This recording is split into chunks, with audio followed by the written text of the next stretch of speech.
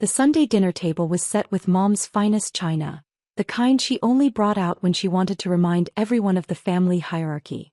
My sister Victoria sat at the head of the table, her new diamond bracelet catching the light with every dramatic gesture. Her husband Marcus nodded along to everything she said, and their 2 children sat perfectly still in their seats. My son Ethan sat beside me, his journal open in front of him, pen moving steadily across the page. He was 12 years old, quiet, and had always preferred books to people. "So, how's school going for Ethan?" Victoria asked, her voice dripping with false concern. She already knew the answer. She'd made it her mission to know everything about my life so she could pick it apart at family gatherings. "It's going well," I said simply, cutting into my chicken. "Really?" Victoria's eyebrow arched. "Because I spoke to Principal Henderson at the charity auction last week. She mentioned Ethan's reading scores are still below grade level." The table went quiet. Mom set down her fork. Dad stopped chewing. My brother James looked uncomfortable but said nothing. "He's making progress," I said calmly. "Progress?" Victoria laughed, sharp and cutting. "He's 12 years old and reads like he's 8. Don't you think that's concerning?" Ethan's pen kept moving. He didn't look up. "Every child develops at their own pace," I replied, keeping my voice steady. "That's what parents say when they're in denial." Victoria leaned back in her chair, enjoying herself now. She took a slow sip of wine, letting the moment hang in the air. "Marcus, didn't you tell me about that learning center downtown? The one for children with special needs?" Marcus cleared his throat, looking uncomfortable with being pulled into the conversation. "Well, yes, there's a facility that specializes in developmental delays and learning disabilities. They have good success rates with—" "He doesn't need a special facility," I interrupted, my tone firm but controlled. "Clearly he needs something." Victoria gestured at Ethan with her wine glass. "Look at him. Even now, he's scribbling in that journal instead of participating in family conversation. It's not normal." "He's fine," I said. "He can't even read at grade level," Victoria said, her voice rising. "How is that fine?" Mom reached over and touched my arm. "Honey, maybe Victoria has a point. There are resources available. Good programs that could help Ethan catch up to his peers." "He doesn't need to catch up." "Yes, he does." Victoria's voice was sharp now, cutting through any pretense of concern. "Face reality. Your son is struggling and you're too proud to get him the help he needs." James finally spoke up. "Victoria, maybe we should—" "No." She cut him off. "Someone needs to say it. She's been making excuses for years. First it was he's shy, then it was he's creative, now it's he develops at his own pace. When does she admit there's actually a problem?" I looked at Ethan. His hand had stopped moving. The pen was still hovering above the page. But he wasn't looking at any of us. His eyes were distant, focused on something none of them could see. "Ethan reads just fine," I said quietly. "The principal said." "I know what the principal said." Victoria smiled, triumphant. "So you admit it. He's behind. He reads different material than what they test for in school." "Oh, please." Victoria rolled her eyes. "What's he reading? Picture books?" "No." "Comic books?" "No." "Then what?" She leaned forward, her smile vicious now. "Enlighten us. What is your special little boy reading that's so advanced the school can't measure it?" I set down my fork. "He's not reading. He's writing." The table went silent again, but this time the quality of the silence was different. "Sharper." "Writing," Victoria repeated, her tone mocking. "Writing what?" "Little stories." "Something like that." "How adorable." She looked around the table, inviting everyone to share in her amusement. "The boy who can't read at grade level is going to be a writer." Dad chuckled. Mom pressed her lips together but didn't disagree. Marcus looked away. "You're encouraging this?" Victoria asked. "Instead of getting him proper help, you're letting him waste time writing?" "It's not a waste of time." "It absolutely is." Victoria's voice was hard now. "He needs to focus on fundamentals. Reading comprehension. Vocabulary. Basic skills. Not fantasy nonsense in a journal." Ethan closed his journal carefully. His movements were precise, controlled. He looked at his grandmother. "May I be excused?" he asked quietly. Mom's face softened. Of course, sweetheart. You don't need to sit through this. Ethan stood, picked up his journal and walked toward the living room. I watched him go, watched the careful way he held himself, the dignity in his small frame. See. Victoria gestured at his retreating back. He can't even handle a simple family conversation. How's he going to handle the real world? He handles more than you know. Does he? Victoria leaned forward. Because from where I'm sitting, you've got a 12-year-old who can't read properly, can't socialize normally, and spends all his time in a fantasy world. That's not handling things. That's avoidance. My phone buzzed in my pocket. I ignored it. I'm serious, Victoria continued. You need to wake up. Stop enabling him. Stop making excuses. Get him tested. Get him into a program. Do something productive instead of letting him pretend he's going to be some kind of writer. The phone buzzed again. And again. Aren't you going to get that? Mom asked. I pulled out my phone. 3 missed calls from a New York number. 2 text messages. I opened the first one. Everything okay? James asked. I read the message. Then I read it again. What is it? Mom's voice was concerned now. I stood up from the table. Excuse me for a moment. I walked to the living room where Ethan sat on the couch, journal open again, pen moving. I sat down beside him. Ethan, I said quietly. Did you submit your manuscript? He looked up at me. You said I should send it when I was ready. I did say that. I was ready. I looked at my phone again. The text message was clear. This is Jennifer Chen from Milestone Publishing. We received Ethan's manuscript. We need to speak with you immediately. Please call as soon as possible. How long ago did you send it? I asked. 3 months ago. 3 months. You were stressed about work. I didn't want to add pressure. I stared at him. 12 years old and already protecting me. The phone rang. I answered it. Hello. Is this Ethan's mother? The woman's voice was professional, clipped with New York efficiency. Yes, this is she.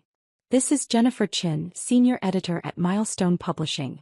I've been trying to reach you regarding Ethan's manuscript. I apologize for the multiple calls, but this is somewhat urgent. Behind me I heard footsteps. Victoria had followed me into the living room, her curiosity getting the better of her irritation. What's going on? She asked, her voice still carrying that edge of superiority. I held up a hand, listening intently to Jennifer's words. We'd like to offer Ethan a 3-book contract, Jennifer said. His manuscript is extraordinary. We haven't seen anything like it from an author his age. Actually, we haven't seen anything like it from any author in years. Victoria moved closer, trying to hear. The advance we're proposing is $2 million, Jennifer continued. $1 million for the first book, $500,000 each for the second and third. We'll discuss specifics, but I wanted to reach you today because we already have interest from film studios. Warner Brothers called this morning. I couldn't speak. Hello. Jennifer's voice sharpened. Are you still there? Yes, I managed. I'm here. We'd like to schedule a meeting in New York. Next week if possible. We'll fly you both out, of course. First class. We need to move quickly on this. Victoria was standing right beside me now, her face confused. What's happening? She whispered. I looked at Ethan. He was watching me calmly, his journal closed now. Can I call you back in 10 minutes? I asked Jennifer. Of course. But please don't wait too long. We're very serious about this project. I hung up. Who was that? Victoria demanded. A publisher. A publisher? For what? For Ethan's book. The color drained from Victoria's face. What book? The one he's been writing. The one you called fantasy nonsense. He wrote a book? Apparently a very good one. Mom and Dad had appeared in the doorway now, along with Marcus and James. What's going on? Dad asked. Victoria grabbed my phone. I let her. She scrolled through the messages, her eyes widening with each line. $2 million, she read aloud. 3-book contract. Film interest. She looked up at me. This is a joke. It's not. It has to be. He's 12. He can't. She stopped. Can't what? I asked quietly. Can't read. The room was completely silent now. Ethan, I said, still looking at Victoria.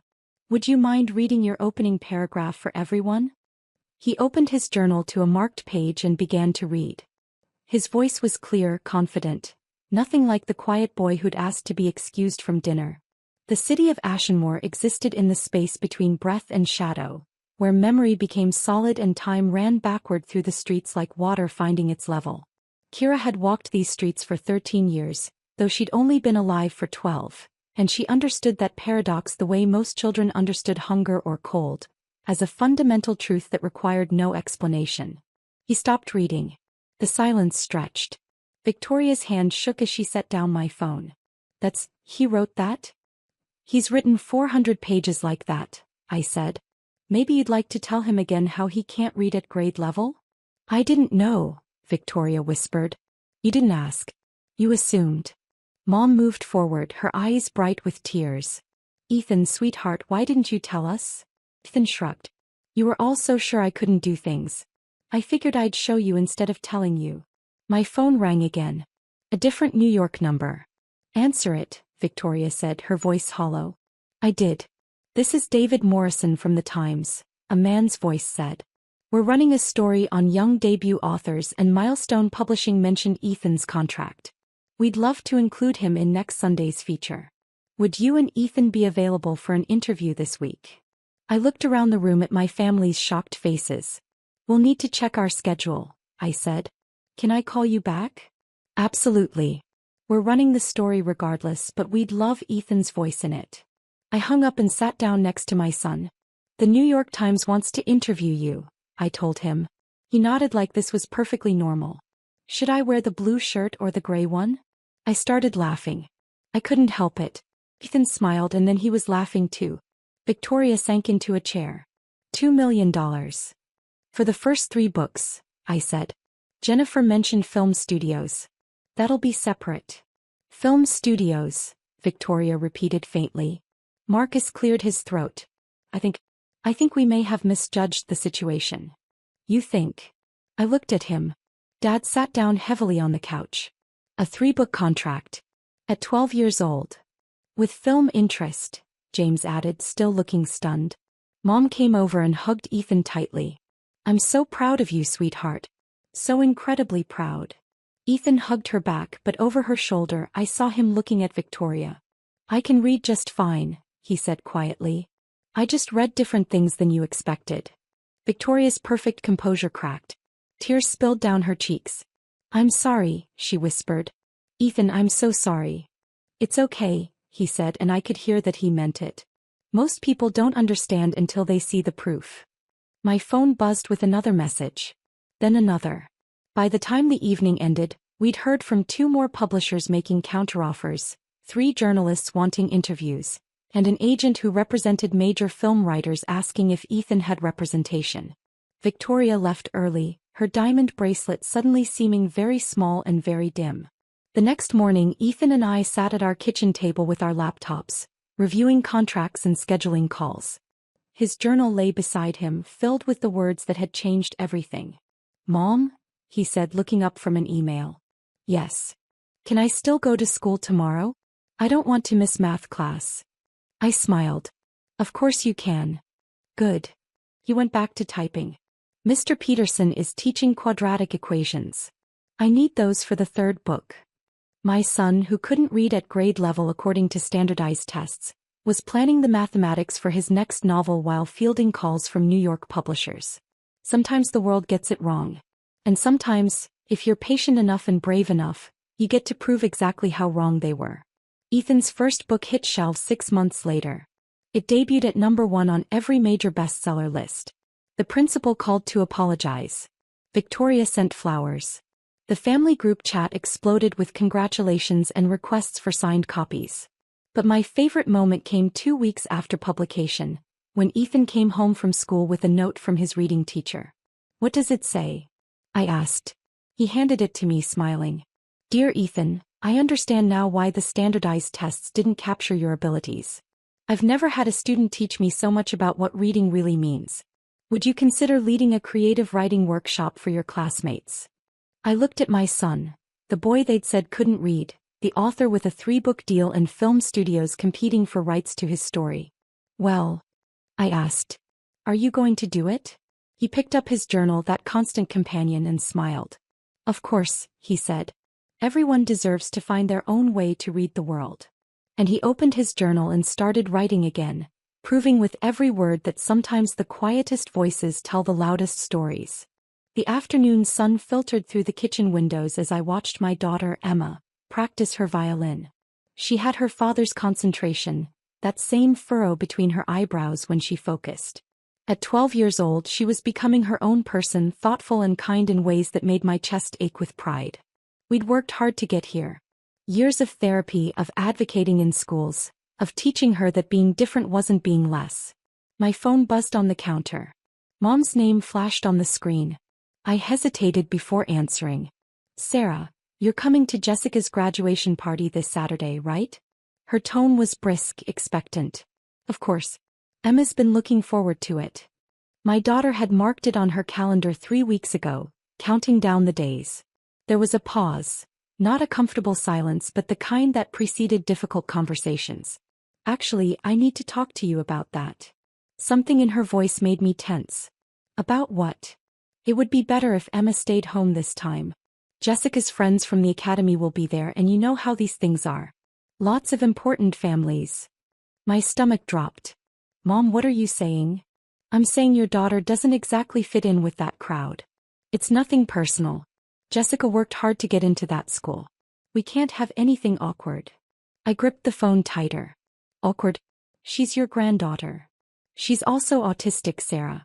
She makes those noises sometimes, and the rocking thing. Jessica's Princeton recruiter might be there. We need everything to be perfect. The words hit me like cold water. This was my mother, the woman who'd held Emma as a baby, who'd claimed to accept the diagnosis. I looked at Emma, still absorbed in her music, unaware that her own grandmother was trying to erase her from family events. We'll both be there, Mom. See you Saturday. I hung up before she could respond. Saturday arrived with perfect weather that made everything worse. Emma wore her favorite blue dress with sunflowers. She'd been talking about seeing cousin Jessica all week, practicing what she'd say. The party was in full swing when we arrived. My sister's backyard was transformed with white tents and string lights. I spotted Mom near the dessert table in her cream suit, holding court with well-dressed women. Her eyes widened when she saw us. She excused herself and walked over quickly, her smile tight. Sarah, I thought we discussed this. We did. I said we'd be here. Before she could respond, Emma spotted the buffet table and headed toward it, hands flapping with excitement. I saw Mom's jaw clench. She's stimmying in front of everyone, Mom hissed. People are looking. I glanced around. No one cared except Mom. She's happy, Mom. That's what happy looks like for her. Mom walked away without another word. The party continued, but I felt her eyes on us constantly. Emma filled her plate and found a quiet corner. She sat contentedly, eating while watching the other kids play volleyball. She didn't try to join them.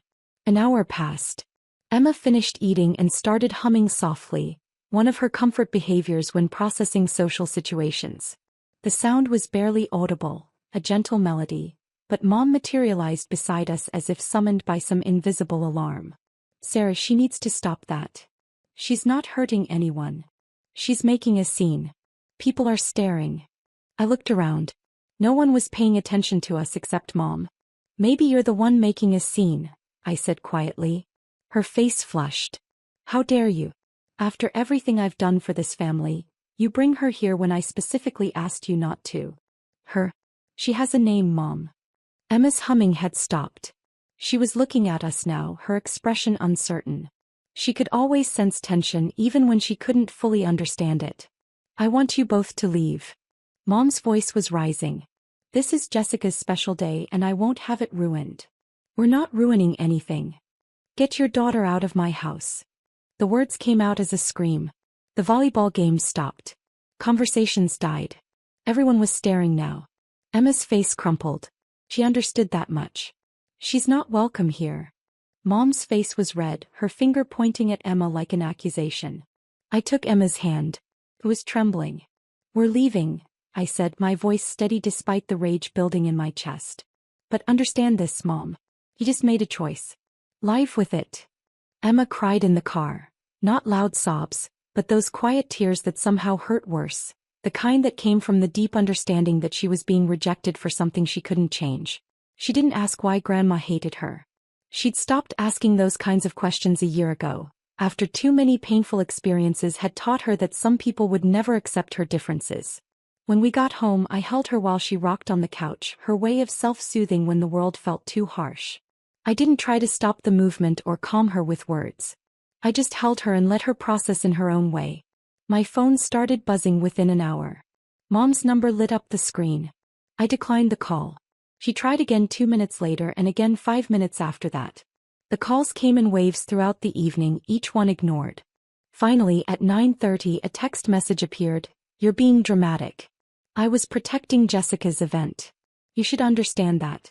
Call me so we can discuss this rationally." There was nothing rational to discuss. I blocked her number, watching it disappear from my contacts with a sense of finality that was both frightening and liberating. Dad called the next evening, his voice heavy with the weariness of a man who'd spent decades mediating between his wife and everyone else. "Your mother says there was an incident at the party." "There was." She screamed at Emma in front of 50 people and threw us out because Emma was being autistic at her precious event. He sighed, that familiar sound of defeat and resignation.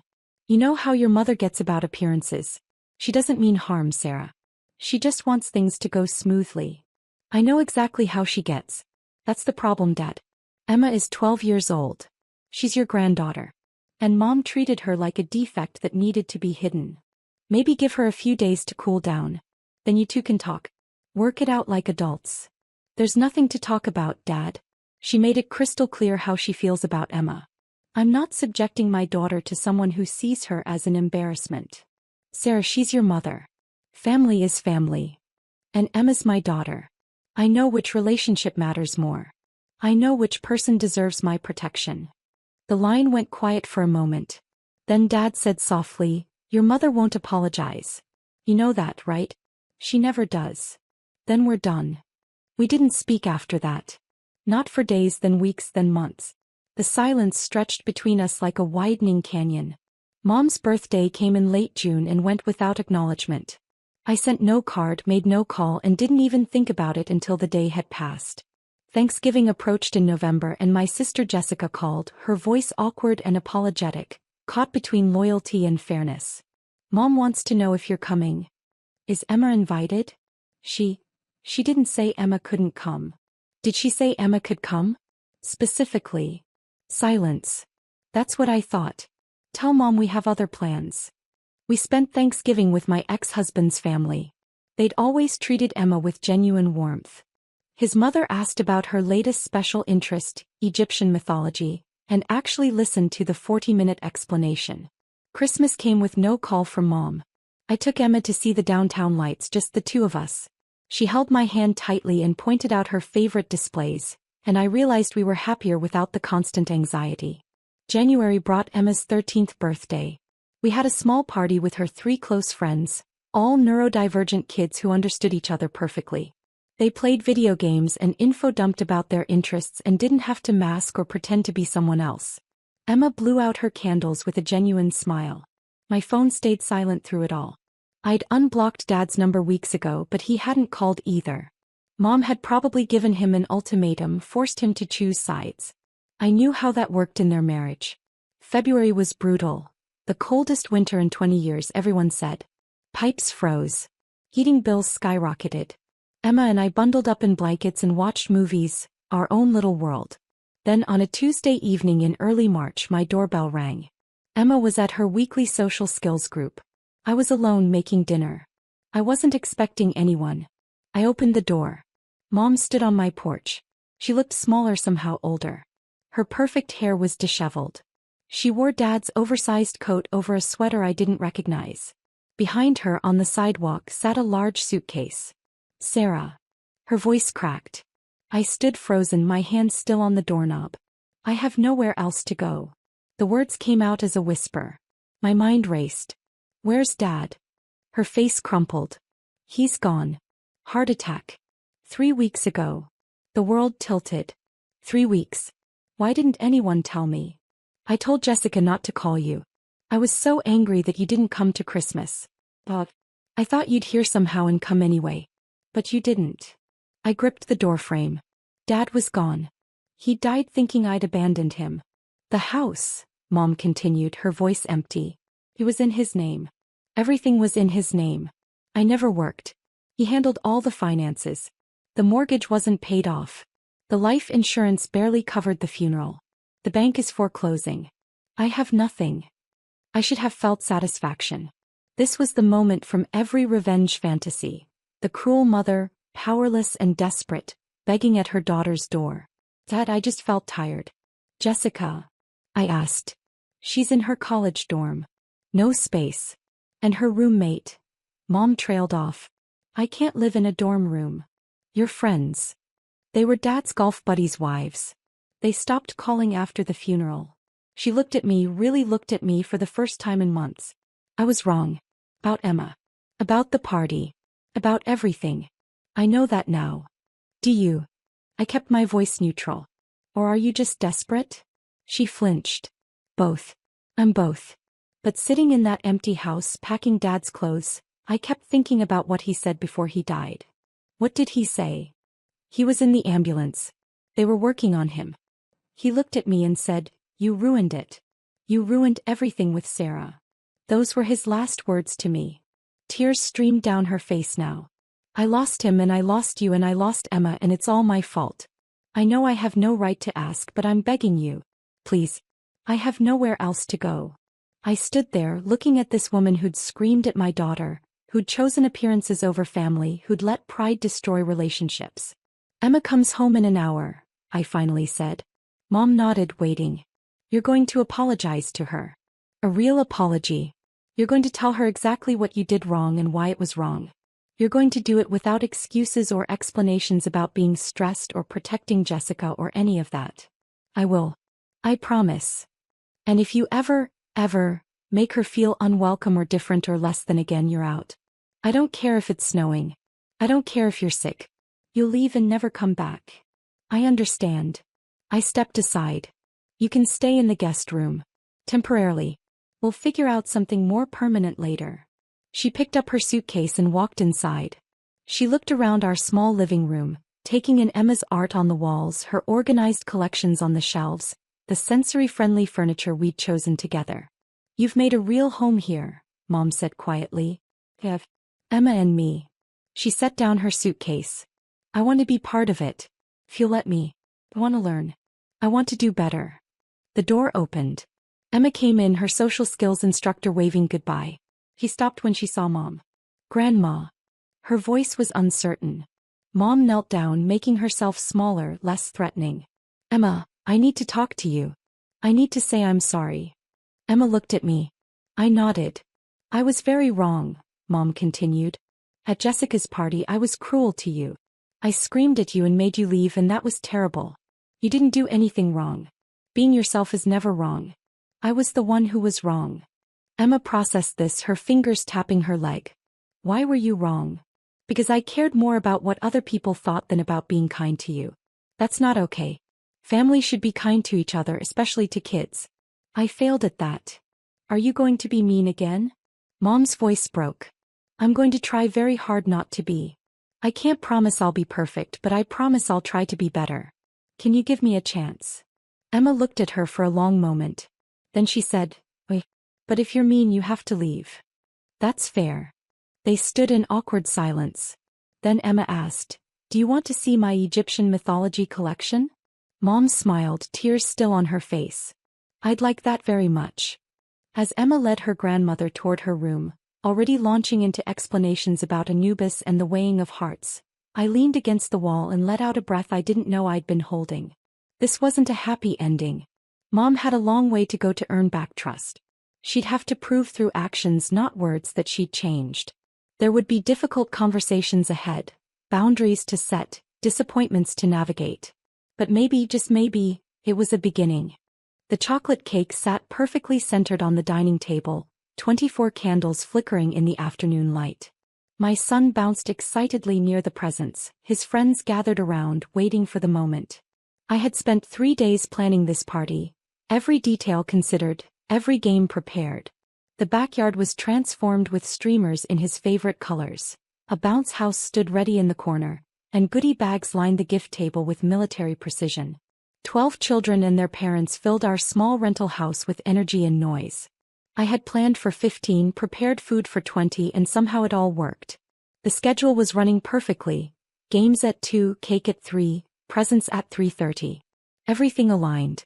My sister arrived late as usual, her expression tight with the same frustration she had carried for years. She walked past the decorations without comment, brushed by the welcome table I had set up, dropped a hastily wrapped gift on the table, and immediately found something to criticize. "The balloons are crooked," she muttered, loud enough for the other parents to hear. "And is that store-bought lemonade?" I adjusted the balloons without responding, then refilled the lemonade pitcher I had made from scratch that morning. This was my son's day and nothing would ruin it. Not her comments, not her perpetual disappointment, not the familiar weight of her judgment. The party progressed smoothly. Kids played games in the backyard, parents chatted over coffee, and my son laughed with the pure joy only a 6-year-old knows. I moved between groups, refilling drinks and ensuring everyone had what they needed. When cake time arrived, I carefully lifted the chocolate masterpiece and began cutting perfect slices. The children gathered around, their excitement building. I had just placed the first piece on a plate when my sister's voice cut through the happy chatter. "You ruin every family event," she yelled, loud enough that conversations stopped. Parents turned to look. Children froze mid-reach for their cake. Just like Mom did. The comparisons stung. Our mother had died 3 years ago and my sister had never forgiven her for things I barely understood. Missed recitals, forgotten promises, a childhood spent feeling second best. Now she was lumping me into that same category of disappointment, as if I carried our mother's failures in my DNA. I set down the cake knife and nodded quietly. "Understood. Always playing the victim," she continued, her voice rising with years of accumulated resentment. "Always making everything about you. Even your own son's birthday has to be some performance of how perfect you are. Look at this whole setup like you're trying to prove something to everyone." She gestured at the decorations, the carefully arranged food table, the activities I had planned. Everything I had done with love was being reframed as performance, as inadequacy dressed up as effort. The other parents exchanged uncomfortable glances. One mother gathered her child and murmured something about needing to leave early. Another checked her watch pointedly.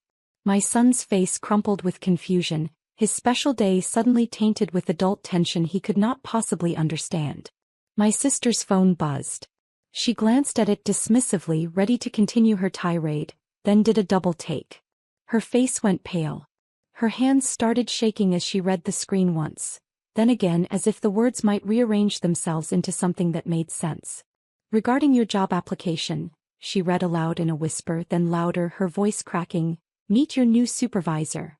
She looked up at me, her eyes wide with realization. This can't be right. I continued serving cake to the children, keeping my voice level and focused on the task at hand. "Vanilla or chocolate, sweetheart?" "You," she stammered, her body language shifting from aggressive to uncertain. "You're the department director at Riverside Tech?" One of the other mothers whom I recognized from school pickups spoke up. "Wait, you're the director who just restructured the entire engineering division? My husband works there and mentions you constantly." Another parent chimed in, pulling out her phone. "I just read an article about Riverside's innovation program. Weren't you quoted in Tech Weekly last month about artificial intelligence integration?" My sister's phone rang. She answered it automatically, her voice shaky. "Hello." I could hear the tinny voice on the other end. "Miss Peterson? This is Margaret from Human Resources at Riverside Tech. We wanted to confirm your Monday interview with Director Williams. She'll be conducting the final interview personally." My sister's eyes remained locked on mine. "Director Williams," she repeated. "Yes, she specifically requested to meet all senior developer candidates. She's very thorough. We'll see you at 9 sharp." Yes. Thank you." She ended the call. The party had gone quiet. My son tugged my sleeve. "Mommy, who's Director Williams?" "That's me, sweetie. It's my work name. Now, do you want the corner piece with extra frosting?" His face lit up again, the crisis forgotten. The other children returned to their cake and gradually the party noise resumed. My sister remained frozen near the doorway. Another mother approached her. You applied to Riverside? My neighbor just got hired there. She says the benefits are incredible but the interview process is intense. Apparently, the director personally vets everyone. How long have you been there? My sister asked me, her voice barely audible. 4 years. I started as a senior engineer, moved to team lead after 18 months, and took over the department 2 years ago. But you always said you worked in tech support. You assumed I worked in tech support, I corrected gently. I said I worked in technology. You never asked for details. A colleague from work, dropping off her daughter, overheard the conversation. Wait, this is your sister? The one you mentioned during the leadership retreat. I shot her a look, but she continued enthusiastically. You should be so proud. She just secured a $12 million contract with the aerospace division. The CEO personally called to congratulate her. My sister sat down heavily in one of the folding chairs. 12 million. The party isn't really the place, I started, but my colleague was already pulling out her phone. Look, it was in the company newsletter. Director Williams leads team to record-breaking quarter. There's your picture and everything. He showed my sister the screen. There I was, standing with the executive team accepting an award for innovation in systems architecture. I don't understand, my sister whispered. You drive a 10-year-old sedan. You live in this tiny rental house. You never talk about work. I drive a reliable car because I don't care about impressing people. I live here because it's close to good schools and my son's friends. And I don't talk about work because family time isn't about job titles. Another parent, overhearing, added their own observation. I thought everyone knew. My wife's company tried to recruit her last year. They offered a huge signing bonus but she turned it down. Said she liked her team too much to leave. My sister's phone buzzed again. Another email. Then another. Her face grew increasingly pale as she read them. They're sending me the interview packet, she said quietly. Background on the department leadership. Your bio is here. MIT graduate. Published researcher. Forbes 30 under 32 years ago. She looked up. How did I not know any of this? You never asked. Every time I tried to talk about work, you'd change the subject or make a comment about how boring technology is. Remember Thanksgiving 2 years ago? I started to explain a project I was leading, and you interrupted to say that computer stuff was too complicated for normal people to understand. At Dad's birthday last year when I mentioned a promotion, you said something about how nice it must be to have such low-pressure work. My sister's face flushed. I didn't mean. And at Christmas when Dad asked about my job I said I managed engineering projects and had a team of 30 people reporting to me. You talked over me to discuss your job search. You've been talking over me for years. But at Christmas when Dad asked what you did you said. I said I managed engineering projects. That's accurate. You interrupted to talk about your own job search and how difficult the market was. The party was winding down. Parents collected their children, thanking me for a lovely afternoon. Several mentioned they'd heard great things about Riverside Tech and asked if we were hiring. I handed out my business cards to 2 who had relevant experience. After the last guest left, my son went to play with his new toys.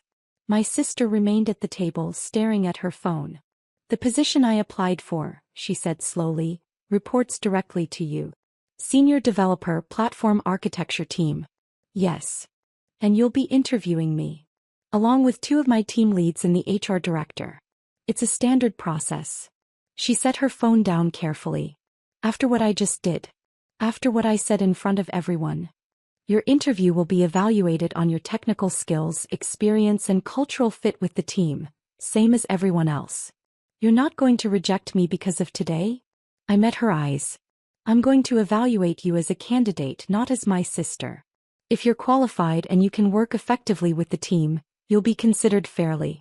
If you're not qualified or if your behavior suggests you won't collaborate well, you won't be hired. That's how I run my department. I called you a failure. For years. At every family gathering I made comments about your life choices, your career, your parenting. Yes, you did. And you never corrected me. Would you have believed me if I had? I started clearing paper plates and cups. Every time I tried to share anything about my work, you either dismissed it or turned the conversation back to yourself. It was easier to just let you think whatever you wanted to think. She helped gather napkins, moving mechanically. Dad thinks you work in customer service. I know. I stopped correcting him after the 5th time he forgot. He brags about me getting interviews at big companies. He has no idea you run a department at one of the biggest tech firms in the region. He's proud of you. That's good. But he should be proud of you. I tied up a garbage bag. I don't need Dad's pride. I have a job I love, a son I adore, and a team that respects me. That's enough. My sister was quiet for a long moment. Then she asked, "The interview on Monday. Should I still come? Do you want the job?" "I need it. My current company is downsizing. They've already let go of 15 people in my department. I've been interviewing for 3 months with no offers. Every rejection chips away a little more. I'm 2 months behind on rent. My car payment is overdue. This job, it's not just want, it's survival. And now I find out my sister, the one I've spent years dismissing, is the gatekeeper." The vulnerability in her voice was unfamiliar. We had not spoken honestly in years, maybe ever. "Then prepare like you would for any interview," I said firmly. "Review the job requirements. Study our recent projects. They're all public on our website. Be ready to discuss your experience with platform architecture and scalable systems. Refresh your knowledge of cloud infrastructure. We use primarily containerized deployments. The interview starts at 9. Don't be late. We have 5 candidates scheduled and we respect everyone's time. And you'll be fair?" "I'm always fair. That's why my team works." She picked up her purse, then paused at the door. "I'm sorry. For today. For everything. Apologies are nice. Changed behavior is better. If you get this job, you'll need to work with people you might have underestimated. You'll need to respect expertise even when it comes from unexpected places. Can you do that?" She nodded slowly. "I can try. Then I'll see you Monday at 9. After she left, I found my son in his room building with his new blocks. He looked up with a smile. "Did you have a good birthday?" I asked. "The best. Even though Aunt got weird about the cake. Sometimes adults have complicated feelings. It's not about you. I know. You always say family is complicated." He returned to his blocks. "Mommy, what's a director?" "It means I help people do their jobs well. I make sure everyone has what they need to succeed. Like how you made sure everyone at my party had cake?" I smiled. "Exactly like that." Monday morning I arrived at the office early and reviewed the interview schedule. My sister's name was 3rd on the list. I had already read her resume and technical assessment. Her skills were solid, her experience relevant. If she could demonstrate the right attitude and collaboration ability, she would be an asset to the team. Margaret from HR stopped by my office. "Ready for today's interviews?" "Always. Any concerns?" "The 3rd candidate. I noticed she has the same last name." "My sister." I disclosed the relationship when her application came through. "If there's any conflict, I can recuse myself from the decision." "No, I trust your judgment. Just wanted to confirm you're comfortable with it." "I'm comfortable evaluating her fairly. That's all any candidate can ask for." At 9 sharp my sister arrived. She wore a professional suit, carried a portfolio and looked nervous but prepared. I greeted her in the conference room along with my 2 team leads. For the next 90 minutes, we put her through the standard interview process. Technical questions about system architecture, database optimization and security protocols. Problem-solving scenarios where we presented real challenges our team had faced. Team collaboration examples from her previous positions. She answered thoughtfully, admitted when she didn't know something rather than bluffing, and demonstrated genuine curiosity about our projects. She asked intelligent questions about our development pipeline, our code review process, and our approach to technical debt. When we presented a whiteboard problem involving load balancing across distributed systems, she worked through it methodically. Her solution was not the most elegant I had seen, but it was solid and showed a good understanding of fundamentals. She explained her reasoning clearly, responded well to challenging questions, and acknowledged alternative approaches when my team leads suggested them. She was good. Not exceptional but solid and coachable. Exactly the kind of senior developer we needed. Someone with experience who could also grow with the team. After she left, my team leads and I compared notes. "Strong technical foundation," one said. "Needs some updating on newer frameworks, but that's trainable. Good communication skills. the other added. Seemed genuinely interested in learning. I think she'd fit well with the team culture. I nodded. Then we're agreed. Make the offer. 3 days later, my sister accepted the position. She started the following Monday, joining the team as one of 8 senior developers. I treated her exactly as I treated everyone else, with clear expectations and fair evaluation.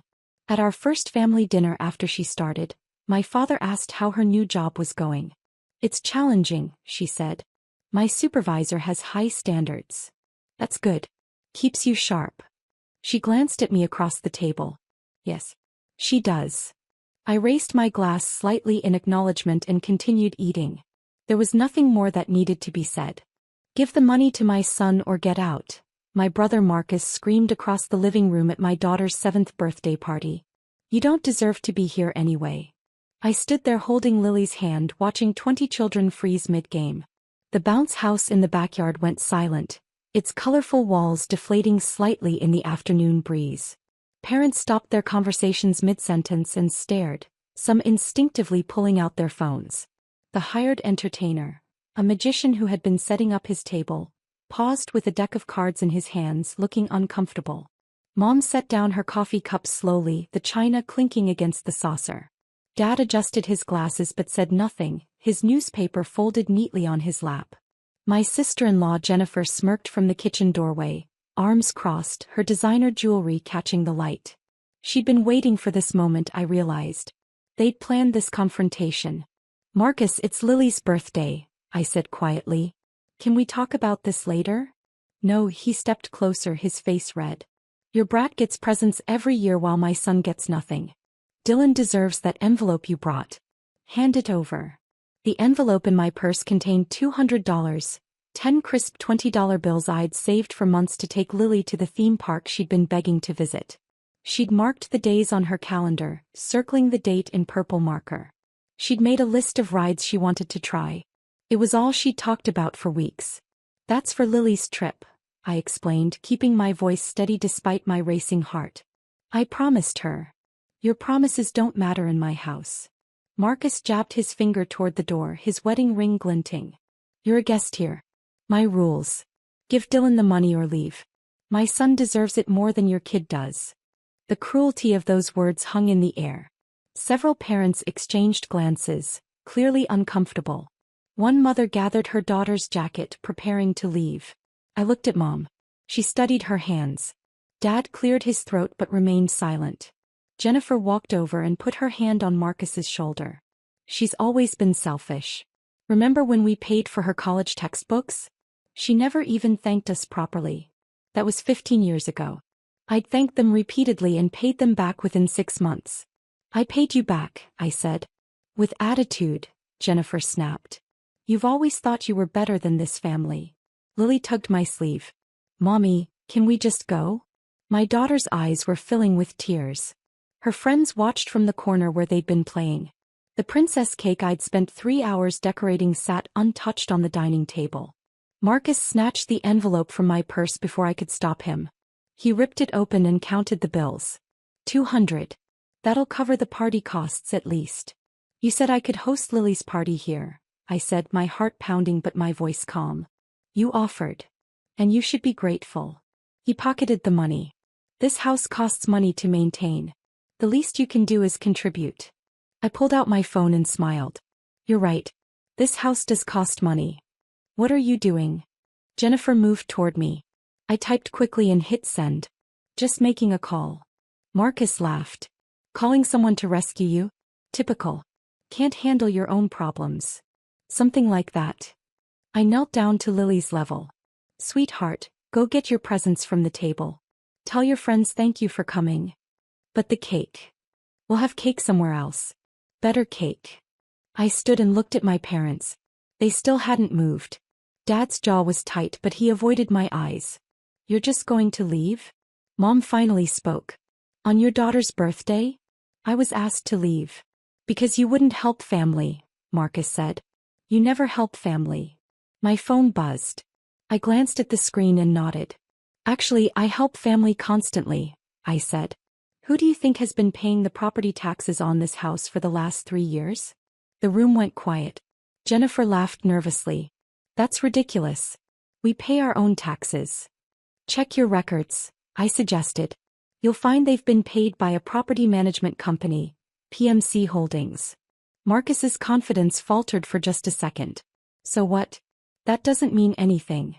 It means I own PMC Holdings, I said simply. I bought this house 18 months ago when you were 3 months from foreclosure. The bank was going to seize it in early spring last year. I paid off your mortgage, all $380,000 of it, and let you stay here rent-free. I covered the back taxes, the penalty fees, everything. You were going to lose your home, your credit, everything you'd built. Jennifer's face drained of color. You're lying. Am I? I showed her my phone screen, an email from my lawyer confirming the property transfer. I've been covering your expenses while you rebuilt your credit. I never mentioned it because I didn't want you to feel embarrassed. Marcus grabbed the phone from my hand. He stared at the screen, scrolling through the documents. His hands started shaking. This can't be real. It's very real. I took my phone back. I also paid for the roof repair last spring. That was $12,000 when the storm damage nearly collapsed your attic. And the new furnace in December when yours died during that cold snap. Another $8,000. And your son Dylan's private school tuition that you couldn't afford. $15,000 per year for the last 2 years. I've spent over $400,000 keeping your family afloat. Why would you do that? Mom whispered. Because you're family, I said. I thought that mattered. Dad finally stood up. Marcus, is this true? Were you really going to lose the house? Marcus couldn't speak. Jennifer's eyes darted between me and her husband. The bank sent multiple foreclosure notices, I continued. I contacted them and made an offer. They accepted.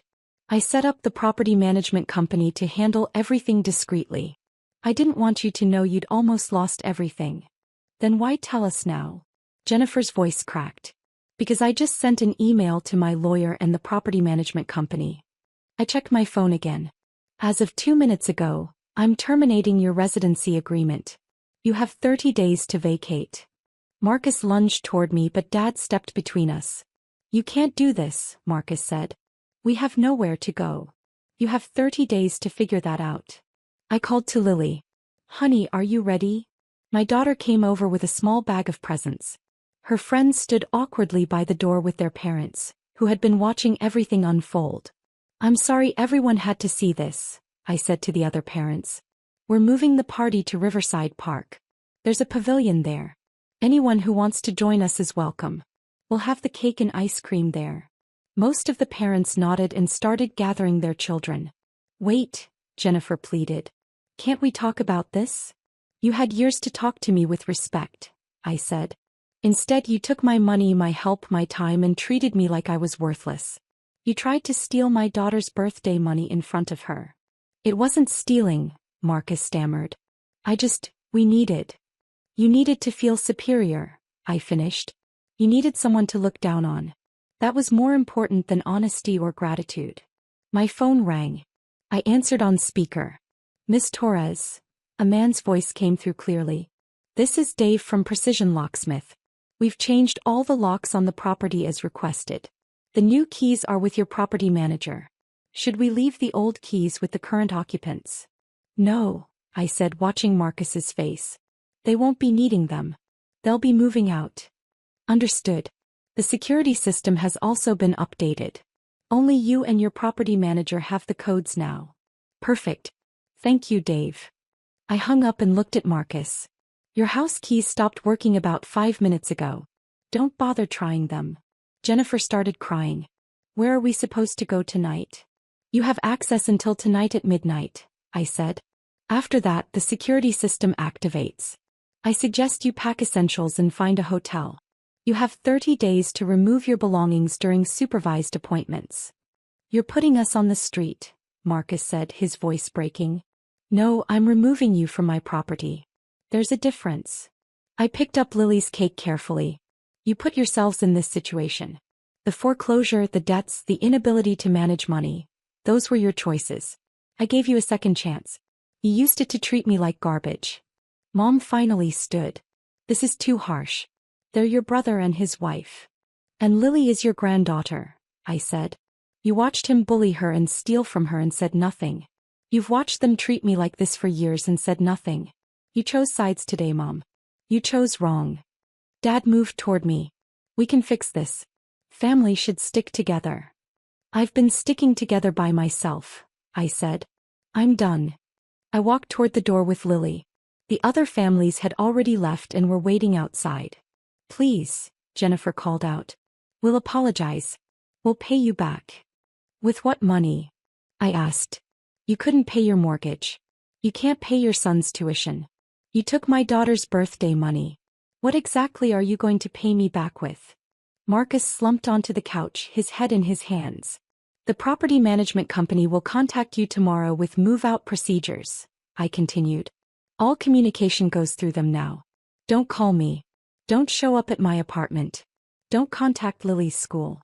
If you violate those terms, I'll pursue legal action for the theft that occurred today. It wasn't theft, Jennifer protested weakly. You took money from my purse without permission in front of witnesses. That's textbook theft. I adjusted the cake in my arms. I'm choosing not to press charges if you comply with the move-out terms. Push me and I'll reconsider. I opened the door. Sunshine streamed in. Outside, I could hear children laughing, ready to continue the party elsewhere. One more thing, I said, turning back. The property management company has all your financial records. When I bought this house, I assumed all the documentation. I know about the second mortgage you took out and spent on a boat you had to sell 6 months later. I know about the credit cards maxed out on furniture you couldn't afford. I know about the country club membership you maintained while claiming you couldn't pay utilities. Marcus looked up, his eyes red. I know everything, I said quietly. And I still helped you. I still paid your bills. I still gave you a home. And this is how you repaid me, by trying to humiliate my daughter on her birthday. I walked out and closed the door behind me. At the park, Lily's party transformed into something better.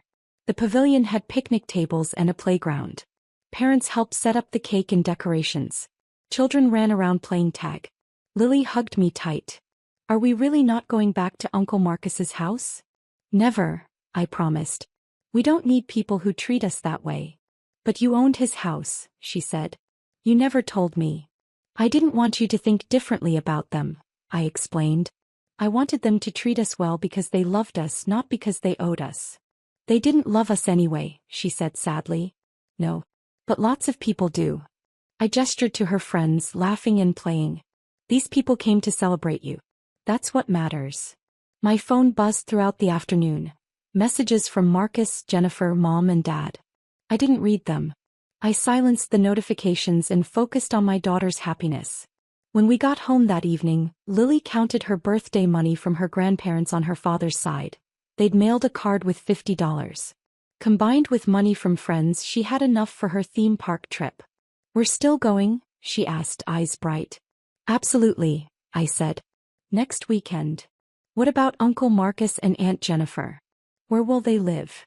That's not our problem anymore, I said gently. They're adults. They'll figure it out. Are you sad? I thought about it. A little. I'm sad they chose to be cruel instead of kind. But I'm not sad about my decision. Some people don't deserve access to our lives even if they're family. The next morning my lawyer called. The property management company received 17 calls yesterday, he said. From Marcus, Jennifer, your parents and several other family members. They're demanding to speak with you. Let them demand, I said. What are the legal standings? Solid. The 30-day notice is valid. They have no legal recourse. The theft incident is documented with witness statements if you want to pursue it. I don't. As long as they vacate peacefully. Understood. One more thing. Marcus's employer contacted the property management company. They wanted to verify his address for their records. Should we respond? Tell them he's relocating and should update his information through proper channels, I said. It's not our responsibility to manage his life anymore.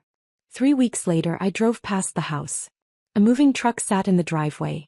I didn't stop. I didn't wave. I just kept driving toward Lily's school, where I was volunteering for her class field trip. My phone rang, Mom's number. I let it go to voicemail. She'd called every day. I hadn't answered once. That evening I listened to her message. Please call me back, she said, her voice tired. Marcus and Jennifer moved into a small apartment. They're struggling. Dad and I are helping them financially, but it's hard. Can't you give them another chance? Family should forgive. I deleted the message. Family should also protect, support, and respect. They'd failed at all three. Lily came into the kitchen while I was preparing dinner. Mom, can we have my friends over next month for a pool party? At the community center? I asked. Yeah. They have that huge pool with the slides. Absolutely. I smiled. We'll make it amazing. She hugged me tight. You're the best mom ever. I hugged her back, thinking about the house I'd given up, the money I'd spent, the family I'd lost. Worth it. Every single bit. Some bridges aren't worth rebuilding. Some doors are better left locked. How dare you cut the cake without my son's permission? Jessica screamed across the backyard, her voice cutting through the cheerful birthday music like a knife. I froze mid-slice, the plastic knife still pressed against the blue dinosaur cake I'd spent 3 hours decorating for my son Tyler's 5th birthday. The fondant scales had taken forever to get right, each one carefully shaped and placed. The chocolate ganache filling was Tyler's favorite. I'd even found edible glitter that matched the Jurassic theme perfectly. 20 pairs of eyes turned toward me, parents and children alike, falling silent as Jessica stormed across the lawn, her heels sinking into the grass with each furious step. She'd arrived late to the party, made a grand entrance with an enormous wrapped present that dwarfed all the other gifts, and immediately started criticizing everything from the decorations to the party favors to the bounce house I'd rented. You're selfish, just like your dead mother, she spat loud enough for every single guest to hear. The words hung in the air like poison. I felt my hand tremble slightly on the knife, but I kept my expression neutral. Come. I'd learned years ago that showing emotion to Jessica only made things worse. Jessica, it's Tyler's birthday, I said quietly, gesturing to my son who stood frozen by the bounce house, his little face confused and hurt. He asked me to cut the cake so his friends could have some. My Braden is older. He should have cut it first. Jessica jabbed her finger toward her 7-year-old son, who looked just as uncomfortable as Tyler. You always do this. Always making everything about yourself, never considering real family. Real family. The phrase she'd been using since Mom died 3 years ago, as if my existence somehow became negotiable once our mother wasn't around to defend me. I set down the knife and pulled out my phone, typing a quick message while Jessica continued her tirade about respect and family hierarchy and how Mom would be ashamed of my selfishness. The irony of that statement almost made me laugh. I'm texting the trustee about your monthly allowance, I said softly, not looking up from my phone. Asking if we should continue it. Jessica's face drained of color so fast I thought she might faint. What? Her voice came out barely above a whisper. I looked up, meeting her eyes with the same calm expression I'd maintained throughout her entire performance. Your allowance. From the family trust. I'm asking the trustee if we should keep sending it. You can't, she started, but her voice cracked. Actually, I can. I slipped my phone back into my pocket.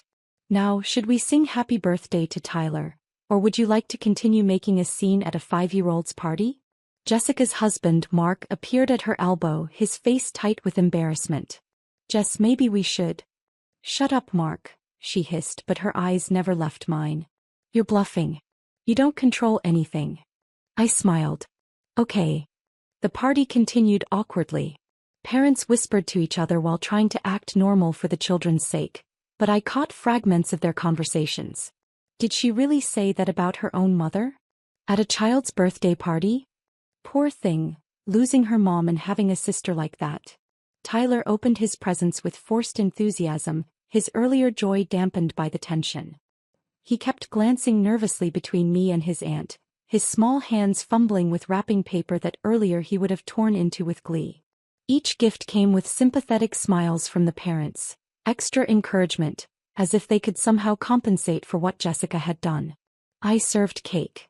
The dinosaur's head went to Tyler as planned, and made small talk with the other parents, answering questions about whether I'd made the cake myself, sharing the recipe for the frosting, laughing at the appropriate moments.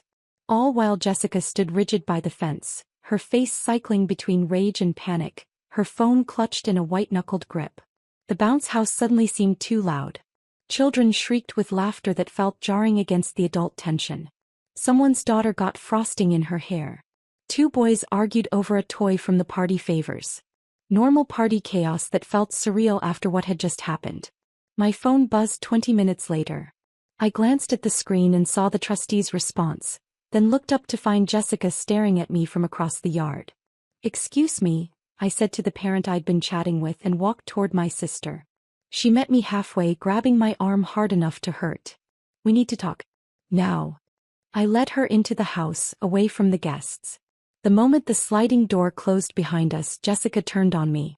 "What the hell was that about?" Her voice shook with equal parts anger and fear. "You can't just threaten me in front of everyone. Those people are our neighbors, they're parents from Tyler's school, they're witnesses," I said calmly. "They're witnesses to what you said about me and our mother at a child's birthday party." Jessica's face flushed. I lost my temper. "You know how I get when I'm stressed." "Stressed about what?" "A 5-year-old cutting his own birthday cake." I crossed my arms. "Or were you stressed because you've been living beyond your means again and the credit card bills are piling up?" Her eyes widened. "How do you know about?" "I know everything about your finances, Jessica. Everything." "I didn't threaten you," I said calmly.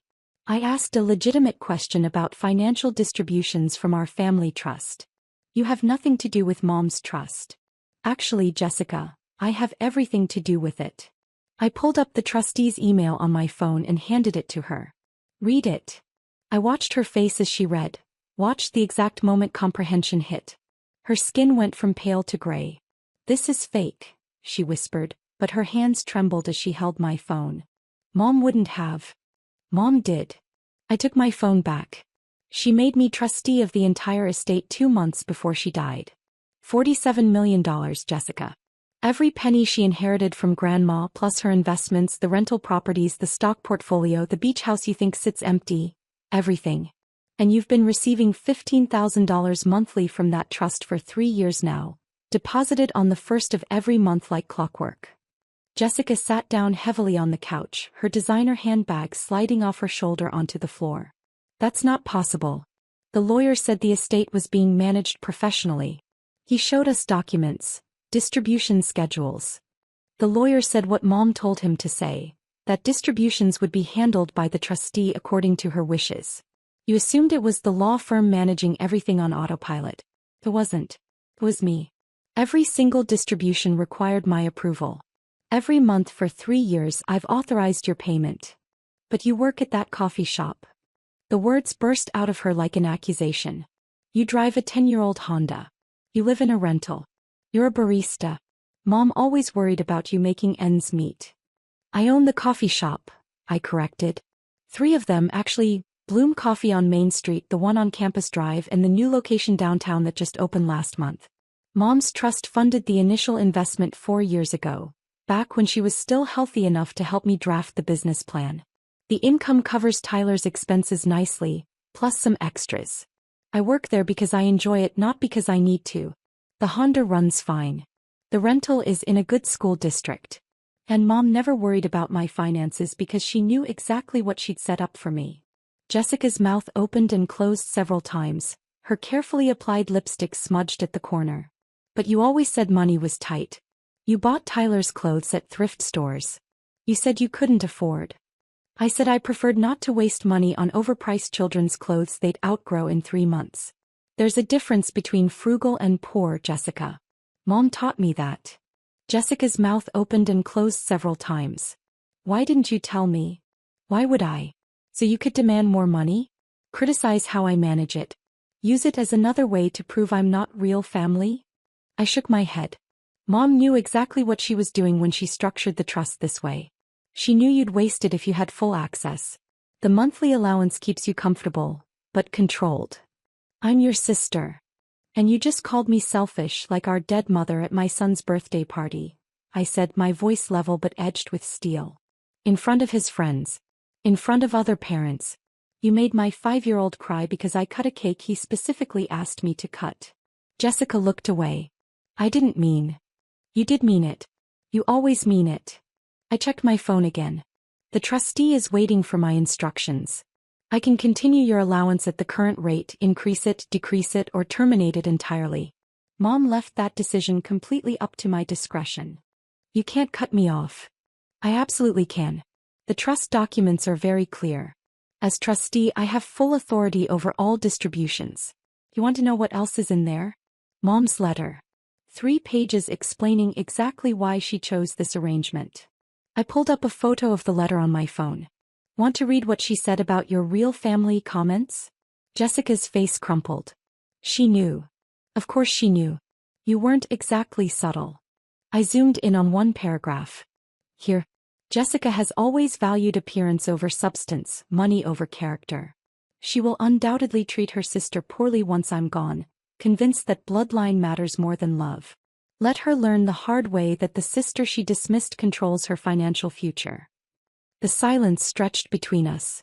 Outside, I could hear children laughing, the bounce house squeaking, Tyler's voice raised in delight over something. Normal birthday sounds. Happy sounds. What do you want? Jessica finally asked, her voice small. I want you to leave Tyler's party. No. Quietly. Make an excuse about Braden not feeling well. That's it. For now. I put my phone away. But Jessica, hear me clearly. If you ever speak to me or about Mom that way again, especially in front of my son, the allowance stops immediately. Not reduced. Terminated. And before you think I'm bluffing, remember that I've been managing this trust for 3 years without you knowing. I don't make threats I can't back up. Jessica stood slowly, looking 10 years older than when we'd walked into the house. The allowance is all we have. Mark's business is struggling and the mortgage. I know exactly what your financial situation is. The trustee provides me quarterly reports on all beneficiaries. I walked toward the sliding door. That's why you've been receiving $15,000 monthly instead of the $10,000 Mom's letter suggested. I increased it when Mark's company started having problems. Because despite everything, you're still my sister, and Tyler deserves to have his cousin in his life. Her eyes widened. You increased it? Last year. You didn't notice because it deposited automatically. I opened the door, letting in the sounds of the party. But generosity isn't the same as tolerance, Jessica. I can be kind to you without accepting cruelty from you. Learn the difference. Jessica walked past me without another word, her shoulders slumped. I watched her collect Mark and Braden, saw her whisper something to her husband that made his expression shift from confusion to shock. They left through the side gate, Braden waving goodbye to Tyler with genuine disappointment. Tyler ran up to me as I stepped back into the yard. Why did Aunt Jessica leave? Did I do something wrong? I knelt to his level, brushing frosting from his cheek. No, baby. You did nothing wrong. Braden wasn't feeling well, so they had to go home early. Oh. He seemed to accept this. Can we do the piñata now? Absolutely. The rest of the party went smoothly. Parents who'd witnessed Jessica's outburst made a point of complimenting the cake, the decorations, and what a wonderful job I was doing raising Tyler on my own. I smiled and thanked them, not mentioning that I wasn't quite as on my own as they assumed. Mom's trust ensured Tyler would never want for anything, would have the best education, the best opportunities. After the guests left and Tyler crashed hard on the couch, surrounded by new toys and exhausted from excitement, I pulled out my phone and sent the final message to the trustee. Continue Jessica's allowance at current amount. Flag account for review if she makes any unusual requests. Will provide updated instructions if circumstances change. The response came immediately. Understood. Trust continues as directed. Your mother would be proud of your discretion. I looked at the framed photo on the mantel. Mom holding newborn Tyler in the hospital, her smile radiant despite the cancer she'd hidden from everyone for another year. She'd known exactly how things would unfold. Known that Jessica would show her true colors once the buffer of Mom's presence was gone. Known that I'd need protection and power to stand against a family that had never quite accepted me. $47 million wasn't just inheritance. It was armor. It was ammunition. It was Mom's final gift, carefully planned and precisely delivered. My phone buzzed with a text from Jessica. I'm sorry. Please forgive me. I didn't know. I typed back. You're sorry you didn't know. Not sorry for what you said. There's a difference. The 3 dots appeared, disappeared, appeared again. Finally, you're right. I'm sorry for what I said. About you. About Mom. It was cruel and wrong. Better. Not perfect but better. Acknowledged. See you at Thanksgiving. And Jessica? Brayden is always welcome here. This is between you and me, not the kids. Thank you. I set down my phone and looked at my sleeping son, chocolate smudged on his chin, one hand still clutching his new toy dinosaur. 5 years old today. Growing up so fast. And completely protected from the financial games and family politics that had defined my childhood. Mom had made sure of that. She'd made sure of everything. Outside, the sun was setting, casting golden light across the remnants of the party. Deflated balloons, empty paper plates, the demolished cake stand. Evidence of a celebration that had almost been ruined but was ultimately saved by a secret kept for 3 years. I'd cut the cake because my son asked me to. Such a simple thing. Such a normal thing. And it had revealed everything. Sometimes the smallest acts of defiance carry the largest consequences. Tyler stirred on the couch, mumbling something about dinosaurs in his sleep. I pulled a blanket over him and kissed his forehead, then began cleaning up the yard. The trust would continue.